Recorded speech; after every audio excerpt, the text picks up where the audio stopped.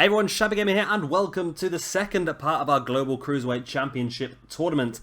This is going to be our Japanese qualifiers. We've got two matches for you in this video. The first one, as you can see on the screen there, is going to be Kishida taking on Hayabusa, and then straight after this match, we'll be moving to NJPW to see Jushin Thunder Liger taking on Kota Ibushi.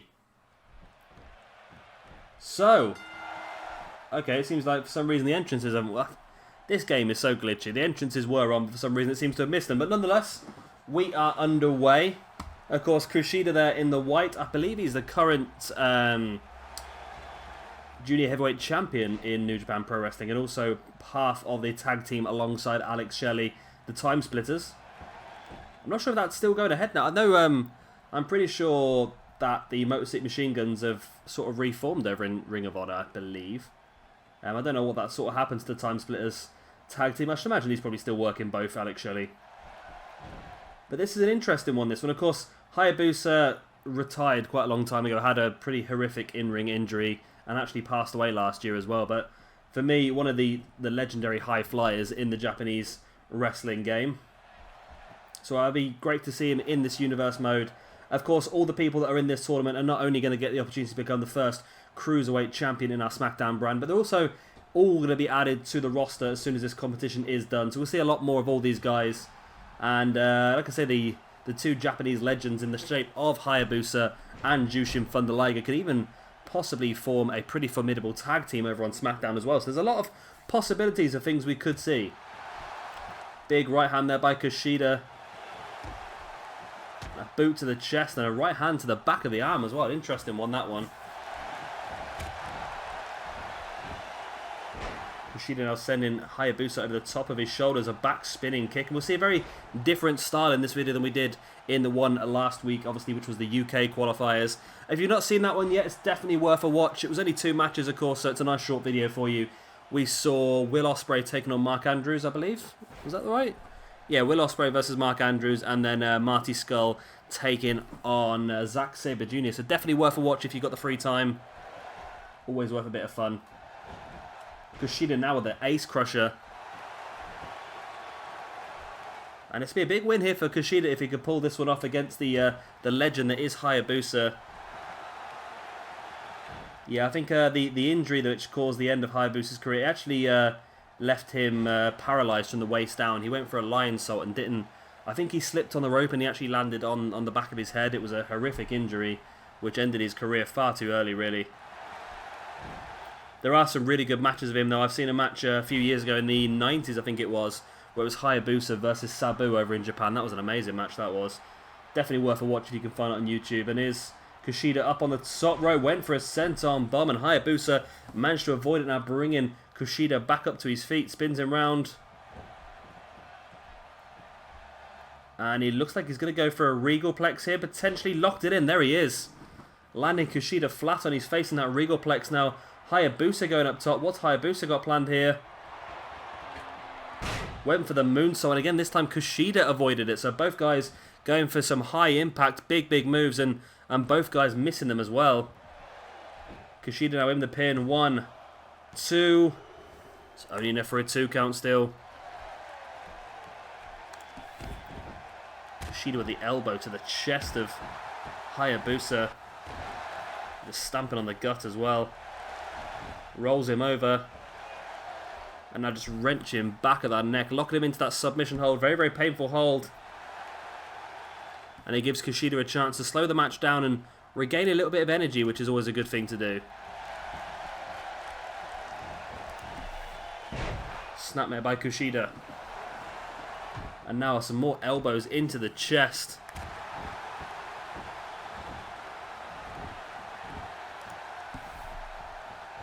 Kushida now with the alley-oop over the top. And Kushida in firm control of this match at the moment. Bringing Hayabusa back up to his feet and pushes him away. And there's that big spinning kick to the side of the head. Is that going to be enough here? Kushida now rolling Hayabusa over into the pin he goes. 1. Enough for a 2 count. Kushida can't believe it. He thought he had the match won there and then, you know. front chanting by Kishida now, bringing Hayabusa against the ropes. Kishida, though, just leaving a bit of time here, not 100% sure what he's going to go for, sending Hayabusa to the outside. And Kishida now... Oh, there's that spin over the top, and that's what we're looking to see in this Global Cruiserweight Championship, of these fantastic high-flying moves. And what a great one that was by Kishida. Another ace crusher taking Hayabusa down. Kishida bringing Hayabusa back up to his feet. Now leveraging him with those big hits.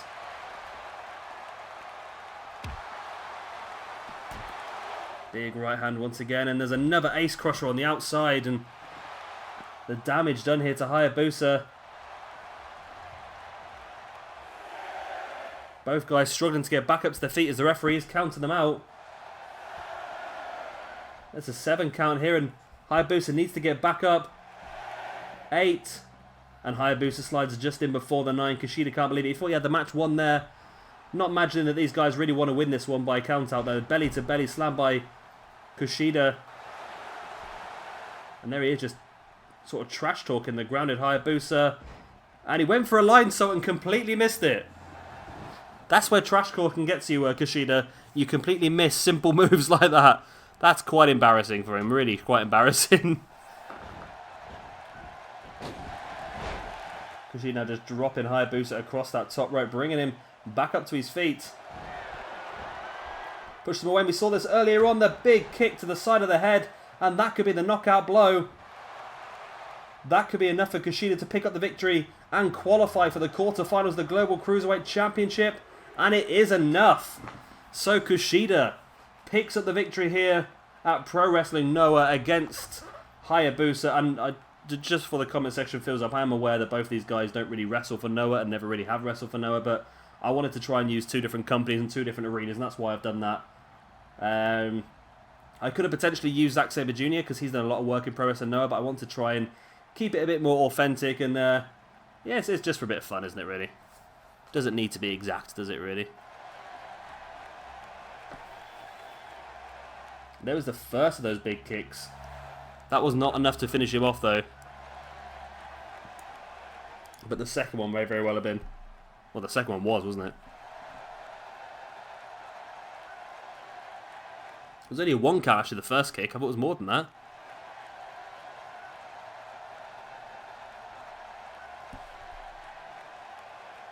And there was that second massive big kick right to the side of the head.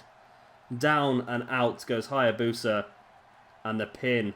1, 2, and 3 count. So, Kota Ibushi joins the guys from the UK qualifiers in the quarterfinals. Like I said, the quarterfinals will be taking place in a few weeks' time, and they are going to be at NXT. The semi-finals will take place on an episode of Smackdown, and then, of course, our final will take place at the next pay-per-view, which I believe is going to be the Money in the Bank pay-per-view. I'm not 100% sure, I'll have to double-check that, but I think that's what it is, you know.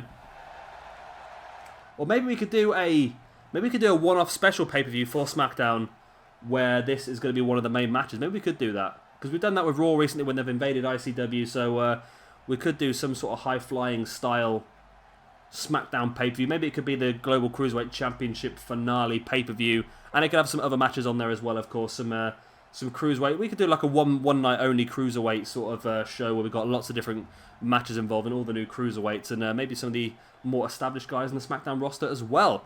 But enough of me blabbing on, let's get into our second and final match of the episode at New Japan Pro Wrestling.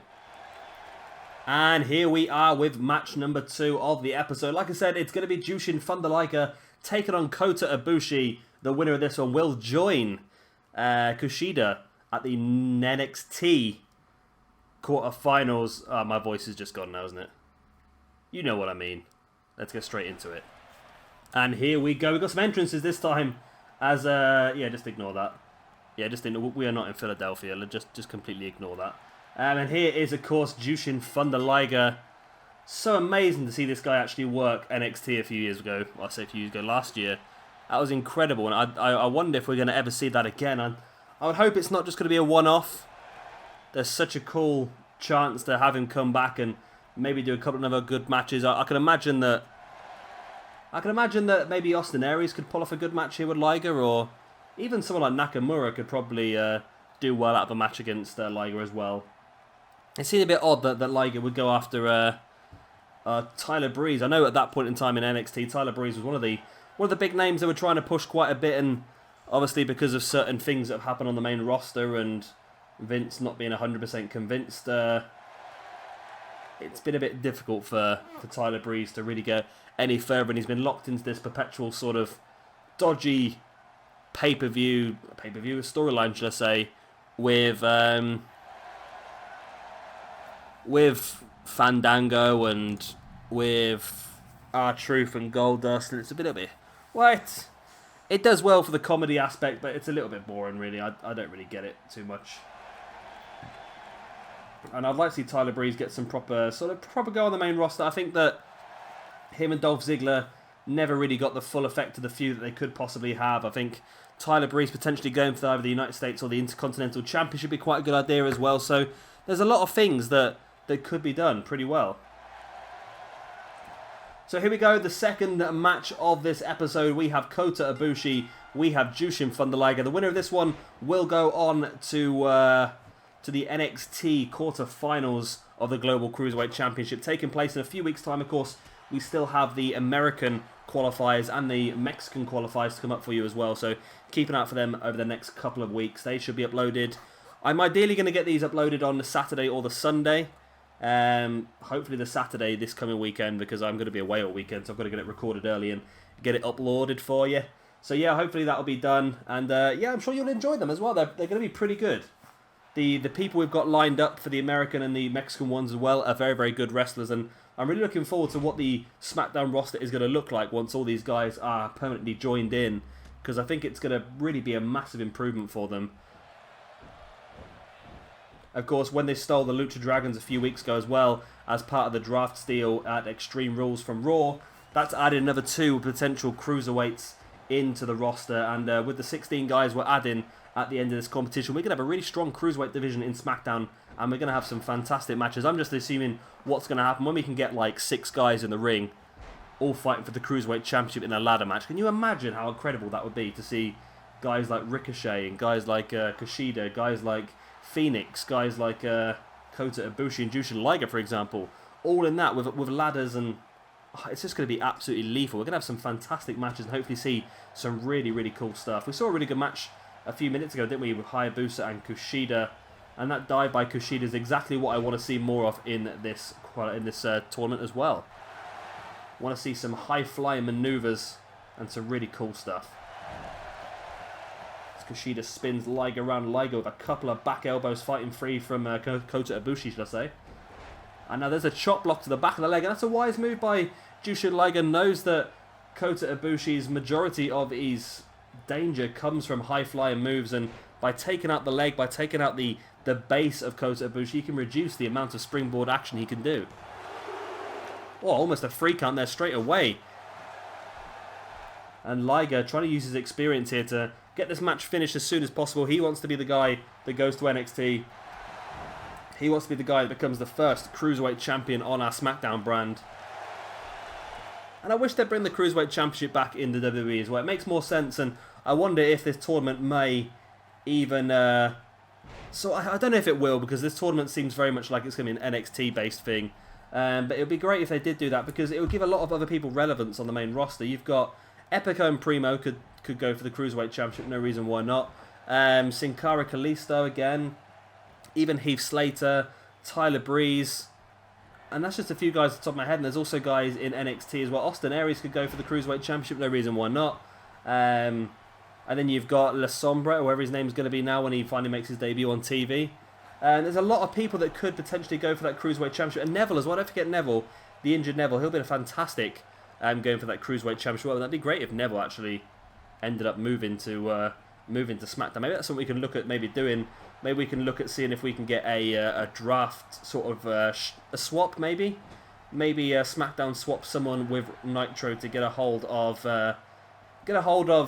Neville. But there's also Hideo Itami could go for the Cruiserweight Championship as well. He should be back at NXT pretty soon. I know he's been out now for nearly maybe over a year, wasn't it? I'm sure it was like over a year. It was when it's before Kevin Owens actually had the championship, wasn't it? I'm sure it was before, because wasn't it supposed to be a triple threat between Owens, Balor and Hideo Itami to become the #1 contender for the NXT Championship, and then it ended up just being Balor versus Owens. So yeah, I think he's been out for over a year, Hideo. Massive clothesline there by Kota Ibushi. Just rolling Jushin Liger over, but Liger's back up on his feet, and another arm drag by Ibushi, quickly taking Liger back down. Now sending Liger into this corner. Taking him up onto that top turnbuckle. Clubbing blow across the back, and now Ibushi has Liger, a super German suplex. That's the sort of move that can finish a match off, and Ibushi's not going for the finish though, bringing Liger back up to his feet, and there's a big kick to the side of the head. We saw that earlier on. That's how Kishida picked to the victory over Hayabusa. It's going to be the same here for Ibushi over Liger. Oh, it's not. Liger has just enough left in the locker to kick out. And Ibushi straight away locking in the head scissors, but Liger breaks free.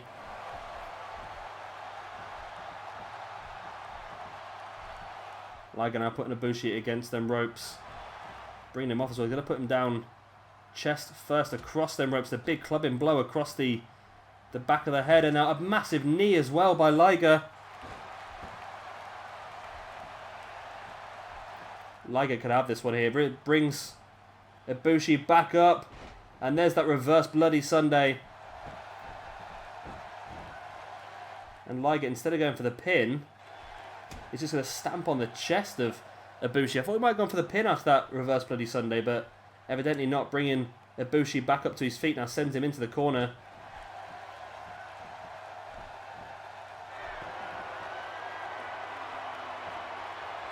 Now taking Ibushi up onto that top turnbuckle.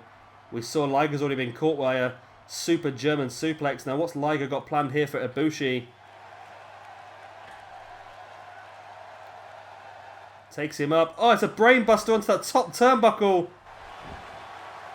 Liger with a brainbuster onto the top turnbuckle. That could be all. It's not. Ibushi kicked out. How on earth? That was a dangerous move. That was by Liger. Of course, a move that used to be used by El Generico on the indie circuit. I think he stopped using it because it did become very, very dangerous. I remember watching once he did it in PWG where the guy actually sprung off the top rope into the crowd. There's Ibushi now with the boots. The face of Liger now looks to be lining him up. Is he going to go for that running drop kick to the side of the head? He does. Liger looks down now here. Ibushi's going to go in for the pin. Can he get this one? 1, 2. No, again, Liger kicked out. What a match this has been. These two guys really desperate to get their way into the quarterfinals of this Global Cruiserweight Championship, and now slapped there by Ibushi, showing no respect to the legend that is Jushin Thunder Liger. The guy that's wrestled in the WWE, guy that's wrestled in WCW. I think he wrestled in TNA as well, I think, for a little bit. Did he wrestle as part of the TNA Won the World Cups that did a few years back? I think he might have done, you know. Ibushi with that running clothesline now, bringing Liger back up to his feet. Oh, there it is. The big kick to the side of the head. It worked for Kushida earlier on, but he had to hit 2. Now Ibushi hits the second. And again, Liger kicks out. Oh my word. Liger has got so much in the locker here. I don't know how he's doing this. But Ibushi looks for something else. Sit out powerbomb. Is that going to be enough now? Oh my god, he's kicked out again. How on earth is Liger doing this?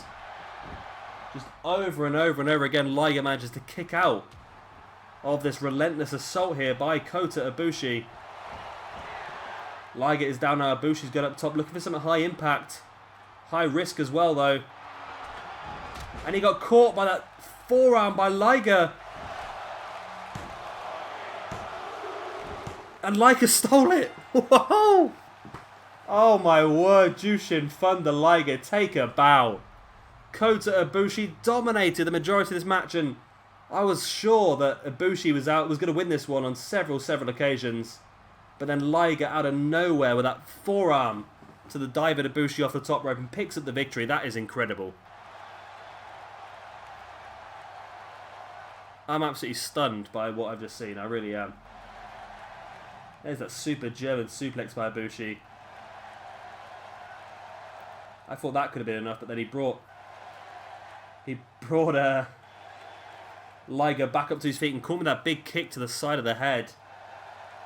And again, that was just not enough to keep this man down. It was just so close. Ibushi could not believe what had happened. Both guys back up to their feet, and straight away Ibushi catches Liger with a sit-out powerbomb. And again, we were sure that was going to be the end of this match. And again, it was just not the case. And Liger had some more left in the locker. And then this is it here. You see Ibushi just clubbing Liger over and over again until Liger is laying on the floor. Ibushi going at the top. And I was just saying how much it was a high-risk maneuver. And this, as he comes down, he got caught with that forearm. And must have just been knocked clean out. And Liger picks up the free count. So Jushin Liger is joining Kishida from the Japanese qualifiers to go on to the NXT quarterfinals in a few weeks' time in this Global Cruiserweight Championship. And yeah, I hope you have enjoyed this video. If you have, then it'd be fantastic if you could hit that like button. And of course, if you are new around here, be sure to subscribe for a lot more of this Global Cruiserweight Championship and our Universe mode in general. There will be a link in the description below to all of the current playlists for all of the 4 brands. Of course, that's Nitro, Raw, Thunder, and Smackdown, so be sure to keep an eye out for them. I've been Shabby Gamer, thank you very much for watching, and I'll see you all very, very soon for the next set of qualifiers.